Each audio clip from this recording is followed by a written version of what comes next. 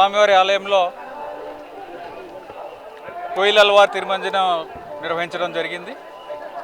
కోయిలల్వార్ తిరుమంజనం అంటే లోపల శుద్ధి చేయడం. ఈ కార్యక్రమం సంవత్సరంలో 4 సార్లు చేయడం జరుగుతుంది. ఉగాదికి ముందు, అంటే ప్రతి ఒక ముఖ్యమైన ఉత్సవానికి ముందు ముందున్న మంగళవారం రోజు చేయడం జరుగుతుంది. ఉగాదికి ముందు, తర్వాత బ్రహ్మోత్సవాల ముందు, వైకుంఠ ఏకాదశి ముందు, ఆదివార ఆస్థానం ముందు ఈ కార్యక్రమాన్ని నిర్వహించడం జరుగుతుంది. దీంట్లో ఆలయ ప్రాంగణము, ఆలయ పైకప్పు, ఆలయ గోడలు, దేవతామూర్తులు అందరినీ కూడా అన్ని వస్తువుల్ని కూడా, పూజ సామాన్ అంతా కూడా మనము నీళ్లతో శుద్ధి చేయడం జరుగుతుంది.